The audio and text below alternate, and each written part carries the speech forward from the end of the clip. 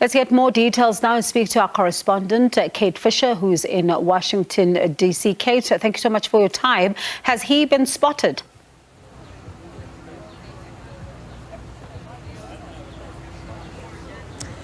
Well, Donald Trump is expected here shortly, sometime between 3 and 4 p.m. local time. He's put on social media platform Truth Social that he is leaving for Washington, D.C. We believe he's therefore en route, and he will... You can carry on, Kate. We're struggling a bit with your line. I'm sorry, I'll keep telling you about what we're expecting to happen here today. He'll be arriving between 3 and 4 p.m. local time, where he will enter the courtroom, the court behind me, where he'll first be processed. He'll have his fingerprints taken. He'll answer a few questions about his name. He'll have his mugshot taken. That is similar to what happened in New York, where he also had his mugshot taken. He'll then proceed to the courtroom, where the magistrate will read out the charges against him and ask what his plea is. Of course, we're expecting him to plead not guilty to those charges, and at that point, his legal team and the Department of try to sort out when this trial will begin and also where it's going to be. We know that Donald Trump's legal team is keen for it not to be here in Washington, D.C., because they fear that most of the potential jurors are more left-leaning Democratic voters, and they want it to go to a different state. But whether that will be achievable is a moot point. That will all be discussed in the courtroom, in the building behind me, around 4 p.m. local time. And Kate, it's also just not about, the jury members who could be seen to, not lean towards his numbers and, favorably. But there are also, of course, several matters that he is faced with. I mean, you think about hush money payments, you think about classified documents. These are, of course, several, separate matters that the former U.S. president is having to deal with. Let's talk about the seriousness of the charges that he's likely to be in court for today.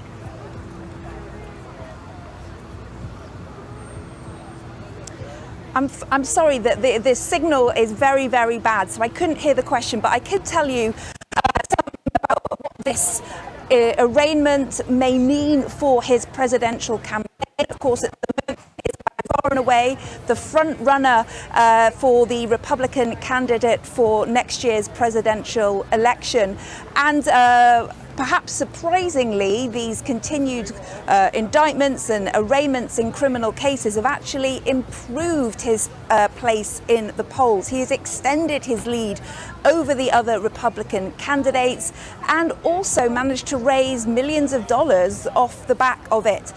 This is really galvanizing his voting base, and they're getting behind him and they're spending money. Every time he has one of these indictments or arraignments, he raises more money, and that's money he's going to need, because next year it looks like he could be facing 3 criminal trials in New York, Miami, and here in Washington, D.C., as well as funding a presidential campaign. It's a lot for one man, and it's a lot of money to raise. And Kate, as you are speaking there, we can spot him leaving his home, and I do hope we can bring some of those visuals back up as we are seeing former U.S. President Donald Trump there. That's his motorcade. We just spotted him getting inside that particular vehicle, and as Kate says, it is a matter that is expected to start at around 4 this day afternoon, of course, local time, and he is expected to be in court. He's facing charges of being, really overturning his 2020 election defeat. This is but one of those matters that the former U.S. president is now having to deal with in the courts. You'd remember there's also that court action around the classified documents. There's also matters around the hush money payments. And there's lots, of course, of, really to talk about when it comes to these particular matters. You think about what happened in the U.S. Capitol in 2021, scenes that a lot of people don't seem to forget. Kate, especially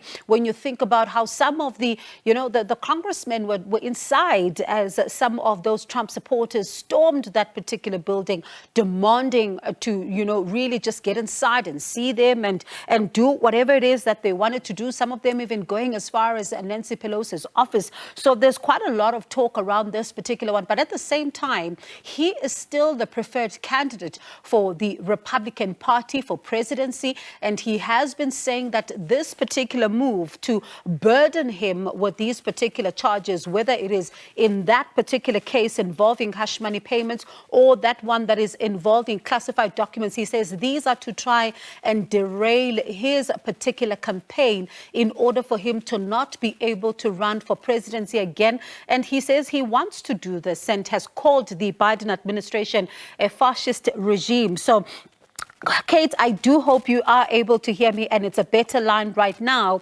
As, of course, he gets to court, there is questions around whether or not his supporters are there in their numbers. Are they supporting him and still believe that this is a political witch hunt?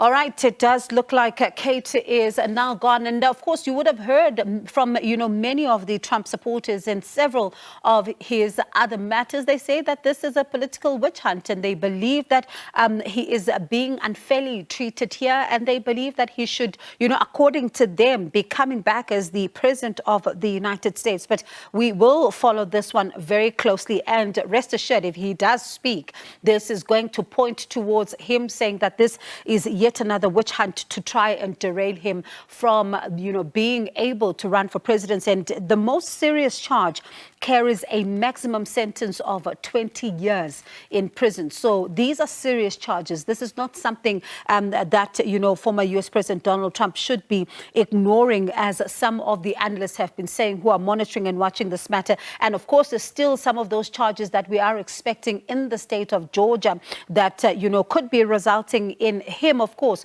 trying to, overturn an election. So we'll continue to bring you more developments around former U.S. President Donald Trump.